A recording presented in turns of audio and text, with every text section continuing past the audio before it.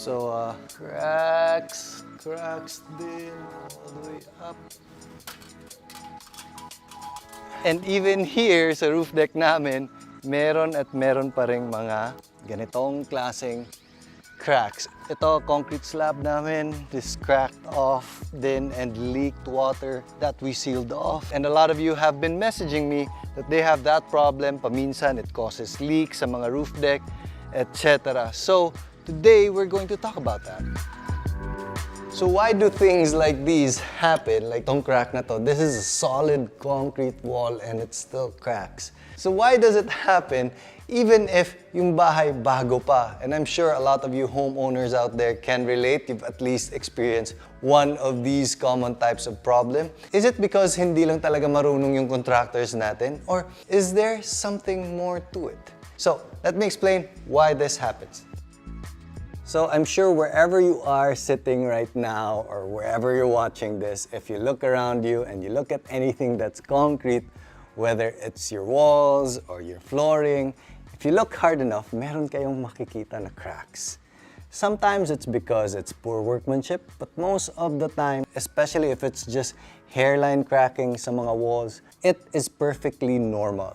And there are so many reasons why that happens, but I'll give you some examples. Imagine if this were your land and ito yung bahay natin. And sometimes, di ba, umuulan or malakas yung ulan. Di ba parang nagmo-move yung soil around it? And the soil around it, nagsisip siya ng slowly. And nalulose yung soil, especially because the house is heavy. The soil moves around a little bit. It breathes a little bit, and then paminsan it dries up na naman. So even if we think that our house doesn't move at all, gumagalaw pa rin siya ng konti from time to time. And this is just one example. Paminsan, this happens because sobrang init or sobrang lamig. At night, it's malamig, and at daytime, natatamaan ng araw, so it's mainit. So nagko-contract and nag-expand yung mga elements ng bahay natin. That's why you're most likely to see yung mga cracks sa mga outdoor areas or yung mga walls that are facing the outdoor side. This is also why, fun fact, kung makikita nyo sa mga bridge, may parang ngipin na steel every so often. This is because nag-e-expand and nagko-contract yung bridge. And those mga ngipin, tinatawag natin expansion joints, are there so that gumagalaw yung bridge without it damaging it. So, a bridge is actually not as static as it seems. But syempre, cracks can still be a problem pa rin. Sometimes it's aesthetic, and sometimes dun pumapasok yung tubig galing sa labas. So, how do we repair them? Guys, before we move any further, ito nagka-crack siya, di ba? This is light block and it cracks a little less than hollow block. It performs better kasi may mga special formulation kami. But it still cracks. Anything concrete will crack. If there's anyone selling you the dream of a concrete wall na hindi nagka-crack, hindi yan totoo, and sobrang tagal ko na hinanap yung concrete na hindi nagka-crack and I've never found it before. There's ways to mitigate it and minimize it, but it still does crack when there's movement. So, how do we repair it? Well, sa amin hindi naman ganyan karami yung mga cracks, but we're planning to do a big renovation here at the Skypod, and for this part, we're going to cover it up with marble. Sobrang ganda, I've ordered it already. Abangan nyo yung video na yun. Some of them, like yung crack dito, we're just going to leave it as is. Feeling ko naman it gives that rustic feel na bagay sa aesthetic ng wall na to. So, I'm okay with it. As long as wala siyang water coming in, I'm perfectly fine with that. But what if kailangan talaga natin ayusin? So, my recommendation for that would be, first, don't fix it yet. As long as walang tubig, don't fix it yet. Wait for at least about 3 to 5 years kasi yung example natin kanina, gumagalaw pa yung bahay, di ba? Give the house some time to settle. And once you've done that, makikita natin na yung crack hindi na lumalaki, hindi na humahaba. That is the time that you want to repair it. And repairing it is fairly simple. Guys, dapat pala na kailangan na namin tong i-renovate tong area na to and make it better aside from the crack. Kasi ngayon ko lang naalala, sobrang dumi. the past person who did this didn't do a good job. It's because this is a rough finish, so mabilis siya madumihan and it's very hard to clean. So that's why we're also doing the renovation. But yung cracks would be easily covered up. But if kailangan nyo i-repair to, it's fairly easy. What you'll need to do is chisel the crack so that lumaki siya ng konti. And then nilalagyan natin ng concrete epoxy. You'll need a concrete epoxy such as this one. This particular one is from Pioneer. And ang maganda is that you're looking for the HV, yung high viscosity, para hindi siya, after applying, hindi siya nagsasag. Sometimes we use like multi-purpose epoxy also, and that works well. So again, we just take out a part of the crack so that we can place in the epoxy.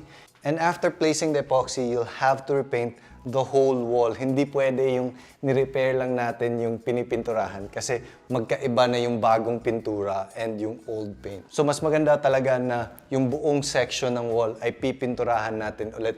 That's also why I recommend that you wait a little bit before doing this because the cracks might reappear if you do it too early. So for those of you na nagme-message sa akin na, oh, Slater, there's leaks coming through our walls, all you have to do is do that twice, so inside and out, and hopefully that will solve the problem. As long as hindi malakas yung tubig, that will solve your problem. But paano yung sobrang paminsan binabaha, pumapasok yung tubig, or paminsan yung mga sa basement areas na tumatagos talaga na malakas yung tubig? Well, meron tayong video actually na ginawa dati all about that. Pero if hindi kayo nakinig sa class, we use this one. This is the Watertight 100 and it's an instant plug. So, for example, ito yung butas or ito yung malaking crack. All we have to do is just place this, para to siyang semento, and mix it with water and make sure to use gloves and lagay natin dyan. And the best part about this is that pwede siyang gamitin kahit na may tubig pa na tumatagos. So if it's flooding outside and pumapasok yung tubig, you can still use it and repair it right away, which makes this pretty awesome. But kagaya ng example natin kanina when repairing cracks on the wall, this one also needs some bite. Hindi niya kaya if hairline crack lang ang meron and then nilalagay natin, so hindi siya makakakapit. So we'll have to make it a little bit bigger so that pwede natin siyang malagay and we can hold it in place. So that's it. This is the Watertight 100. We've talked about this before. Dapat nakinig kayo. Next topic natin. Ito is one of the main concerns and one of the main questions na nakukuha ko palagi sa Instagram is we have a problem with a roof deck. Yung roof deck namin nagli-leak. It's like every 2 weeks may nagme-message sa akin, ito. If not ito, yung mga walls sa likod, yung mga exposed walls, Slater nagmo-moist, nagli-leak, nagmo-mold. So first, let's talk about the roof slab. So itong roof slab na to, although sa amin medyo maliit lang yung part na to, pero even before waterproofing it, you have to make sure that the water flows directly into the gutter. Bawal yung mga pools of water or yung mga perfectly flat na flooring na yung water doesn't know where to go and it's just left there in puddles. That is the biggest problem. Kahit anong klaseng waterproofing pa yan, if the deck is not properly sloped, you will have problems. So make sure, even before waterproofing, it's sloping towards the right direction. For this, it's going straight there and straight to that area. So that is for the roof deck. For the waterproofing itself naman, di ba kanina we were talking about how concrete expands and contracts and how the house moves. So kailangan natin ng something that is flexible and may some sort of reinforcement against any sort of movement. So this is one perfect example of a waterproofing that's good. It's by Pioneer. Pioneer is our sponsor for today, but this is their PowerFlex and it's a flexible, cementitious, fiber reinforced, acrylic type waterproofing. So with this, all you have to do is mix this with cement and para lang siyang pintura that you brush it on and you use it on the flooring of your concrete slab or yung mga walls natin, pwede din yun lagyan natin ng waterproofing just by using this one. So, that's one way to go about it. But, meron pa rin mga ibang problema eh. Paano pag may malaking cracks yung floor slab namin? Anong gagawin ko? Hindi naman kaya sa mga ganyan-ganyan lang kasi medyo malaki yung cracks. Meron tayong solution for that, ma'am sir. In this day and age, hindi tayo nauubusan ng solutions for any home problem. So, mabilis lang talaga to ayusin whatever problem we have. We just have to know what to do. So with this, dati nagkakaproblema kami kasi nag-crack to during an earthquake.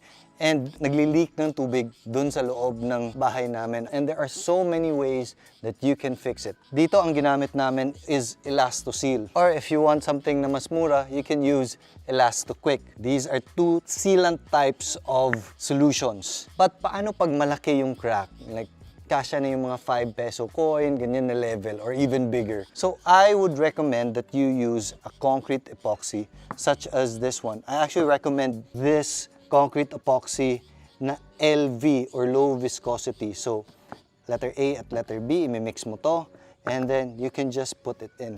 The good thing about low viscosity, kanina for the walls we were using this na HV, is that the low viscosity version is self-leveling. Paglagay mo siya, magle-level siya on its own, unlike this one na medyo mas matigas siya. So it's a little bit harder to use on flat surfaces. This just makes life easier. So HV for mga vertical places, and this one is perfect for mga flat places. So that's it. These are the solutions for the leaks in mga concrete slabs or concrete walls natin. Sobrang dami talagang mga problema when it comes to maintaining a house. Sometimes it's bad workmanship that becomes the problem, but sometimes it's just nature in general taking its toll on the house. Pero all these skills that we've talked about, parang nakikarry over natin into like forever, till we're old and gray. So once you learn how to fix leaks, forever ka nang marunong mag-fix ng leaks. And although we didn't cover everything very specifically, kasi if not, baka 45 minutes na tong video na to, please leave a comment down below on what specific item you want us to cover so we can cover that in detail and pwede nating himay-himayin every detail of every step of, let's say, for example, repairing a crack. So, comment down below and don't forget to subscribe, and I'll see you later.